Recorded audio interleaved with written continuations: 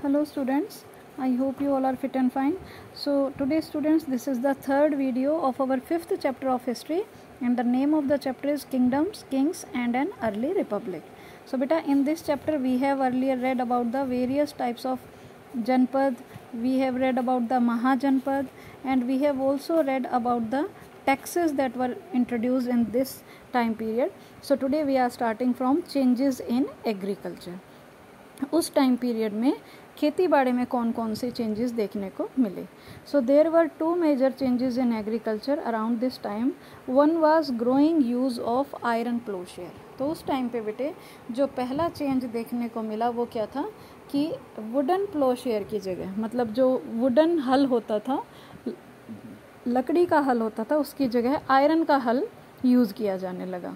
This meant that heavy clayey soil could be turned over better than with a wooden ploughshare. तो बेटे इसका फ़ायदा क्या था कि चाहे कितनी भी हार्ड सॉइल होती, उसको लोहे के जो हल होता था उससे बहुत आसानी से जोता जा सकता था, जो कि लकड़ी के हल से इतना इजीली नहीं होता था. अब बेटे ये जो लोहे का हल होता था, ये इस तरह से जो हल है, ये वाला पार्ट वुड का होता था, लेकिन ये जो आगे का पार्ट है जिससे कि हमें मिट्टी को टर्न करना होता है, ये लोहे का होता था, दिस पार्ट. तो ये जो पार्ट था ये आयरन का यूज़ होता था और ये पार्ट वुड का यूज़ होता था. तो इस तरह से बेटे उस टाइम पे लोहे के प्लोशेयर यूज़ होने लग गए थे. Next is second, so that more grain could be produce. तो बेटे इस तरह से प्लोशेयर क्यों यूज़ किए जाते थे कि चाहे धरती जितनी भी कठोर हो, अगर वो अच्छे से हम उसको जोतेंगे तो ज़्यादा प्रोडक्शन की जा सकती है. Second, people began transplanting paddy. तो दूसरा जो मेजर डेवलपमेंट हुआ बेटे इस टाइम पीरियड में वो क्या था कि लोगों ने पैडी को ट्रांसप्लांट करना शुरू कर दिया. मतलब पौधे जो थे उस टाइम पे, धान के पौधे, उनको ग्रो करना शुरू कर दिया.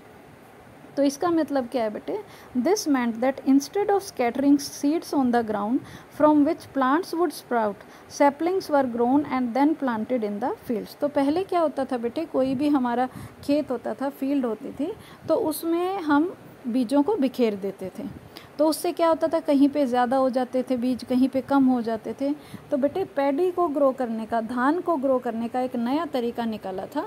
और वो क्या था, जैसे ये हमारी फील्ड है तो इसके एक छोटे से पार्ट पे यहाँ पे सीड्स को ग्रो किया जाता था और उनसे जो छोटे छोटे पौधे निकलते थे, फिर उन पौधों को बेटे इक्वल डिस्टेंस पे मज़दूरों की हेल्प से लगाया जाता था.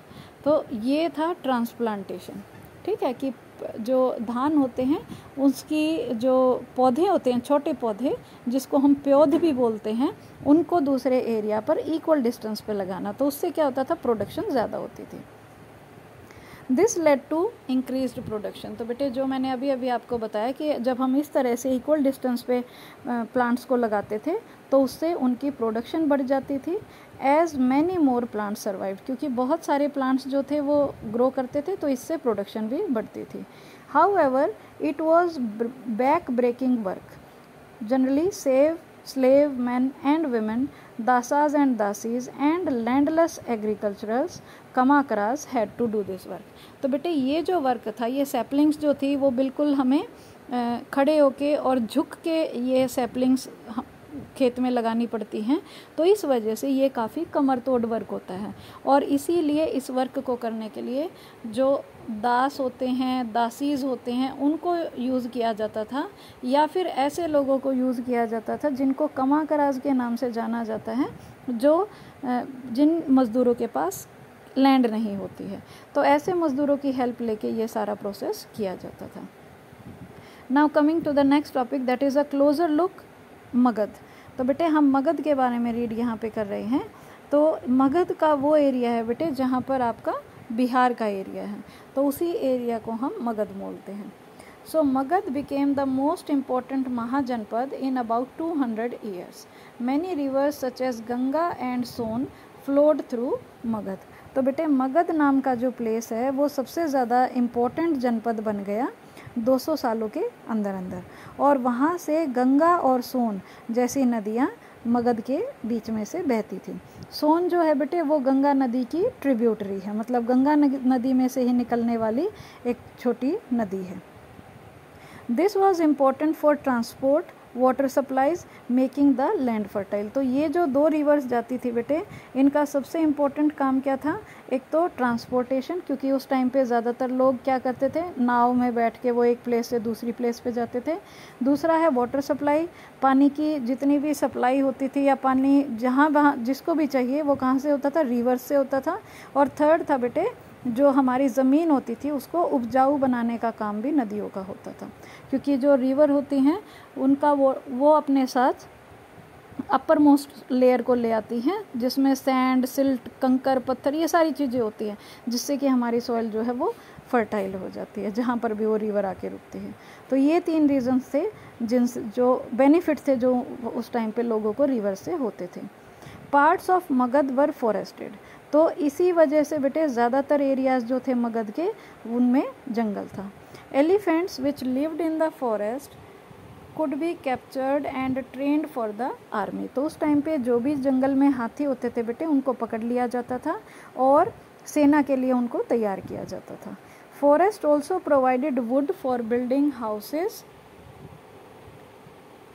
Carts and chariots. तो उस टाइम पे बेटे जंगलों से जो लकड़ियाँ मिलती थी उनसे घर बनाए जाते थे, गाड़ियाँ बनाई जाती थी, रथ बनाए जाते थे। तो उन सभी वर्क के लिए जंगल से लकड़ी ली जाती थी।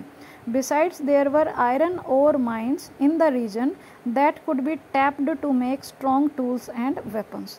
तो उसी जंगल से बेटे बहुत सारी ऐसे आयरन ओर के भी बहुत सारे डिपॉजिट्स मिलते थे वहाँ पे, मतलब बहुत आयरन जो होता है वो इम्प्योर फॉर्म में हमें अर्थ से मिलता है, तो वो ओर के साथ होता है। ओर क्या होती है? जो इम्प्योरिटीज़ प्रेजेंट होती हैं।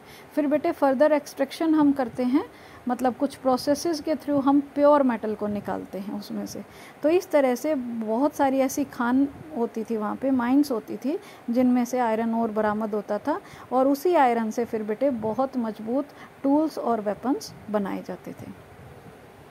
Now coming to the next paragraph, Magad had 2 very powerful rulers, Bimbisara and Ajatashatru. तो मगध में बेटे उस टाइम पे 2 ऐसे शक्तिशाली शासक थे जिनका नाम था बिम्बिसार और अजातशत्रु। ये दोनों ही मगध के बहुत ही पावरफुल रूलर्स थे। Who used all possible means to conquer other जनपद। तो ये अपनी तरफ से बेटे जितने भी इनके आसपास के जनपद थे उन पर अपना कंट्रोल बनाने के लिए जो भी पॉसिबल होता वो सारे वर्क ये करते थे। Next is Mahapadmananda was also important ruler. अब महापद्मनंदा जो थे बेटे ये भी मगध के एक इम्पोर्टेंट रूलर के नाम से जाने गए हैं। He extended his control up to the northwest part of the subcontinent। और ये भी इसलिए इम्पोर्टेंट रूलर थे क्योंकि इन्होंने अपना साम्राज्य जो भारत का नॉर्थ वेस्ट पार्ट है वहाँ तक इन्होंने कंट्रोल कर रखा था। Next is Rajgriha. राजगृह जो है बेटे, नेक्स्ट इज राजगृह। तो राजगृह उस टाइम पे एक ऐसी प्लेस थी जिसको मगध की कैपिटल बनाया गया था। तो राजगृह जो आज के टाइम पे राजगीर नाम की जगह है वो बहुत सालों तक मगध की राजधानी बनी रही।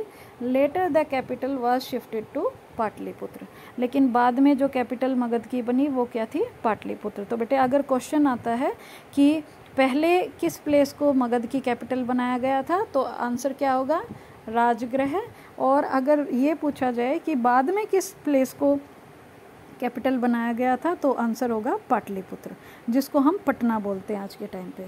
राजगृह को राजगीर बोलते हैं और पाटलिपुत्र को पटना बोलते हैं। Okay, so now moving to the next paragraph. More than 2300 years ago a ruler named Alexander who lived in Macedonia in Europe wanted to become a world conqueror। तो 2300 साल पहले की बात है बेटे कि मैसेडोनिया के एक राजा थे जिनको अलेक्जेंडर के नाम से बोला गया है, लेकिन इनको भारतीय जो थे वो सिकंदर के नाम से जानते थे। और ये मैसेडोनिया के राजा थे, ये मैसेडोनिया से आए थे और इसीलिए इनको ये मैसेडोनिया के राजा थे बेटे, और इसीलिए ये यूरोप से आए थे और ये पूरे वर्ल्ड पर अपना कब्ज़ा करना चाहते थे। Of course he didn't conquer the world but did conquer parts of Egypt and West Asia. तो हालांकि बेटे ये पूरे वर्ल्ड पे तो अपना कब्ज़ा नहीं जमा पाए, लेकिन इन्होंने इजिप्ट और वेस्ट एशिया के कुछ पार्ट्स पर अपना कब्ज़ा ज़रूर कर लिया था। And came to the Indian subcontinent reaching up to the banks of the Beas. तो बेटे यहाँ पे ब्यास नदी पे जो अलेक्जेंडर थे वो इजिप्ट और वेस्ट एशिया पर उन्होंने अपना कब्ज़ा कर लिया था, और वो ब्यास नदी के किनारे तक भी उनकी सेनाएं आ पहुंची थी। But they when he wanted to march further eastwards his soldiers refuse. अब वो जब ईस्ट की तरफ और ज़्यादा आगे बढ़ना चाहते थे तो उनके जितने भी सोल्जर्स थे उन्होंने मना कर दिया, because they were scared as they had heard that the rulers of India had vast armies of foot soldiers, chariots and elephants. तो अब क्या हुआ बेटे, जितने भी सैनिक थे अलेक्जेंडर के, सिकंदर के बोल सकते हैं हम, तो उनके सभी सैनिक जो थे उन्होंने आगे बढ़ने से मना कर दिया, क्योंकि वो इस बात से डरे हुए थे कि भारत के जितने भी शासक हैं उनके पास बहुत सारे पैदल सिपाही भी हैं, रथ भी हैं और हाथियों की भी एक बहुत बड़ी सेना है। तो इस वजह से वो थोड़े से डरे हुए थे। तो बेटे ये हमने रीड किया है मगध के बारे में, and we will continue the left over topics in our next video. Till then take care and have a nice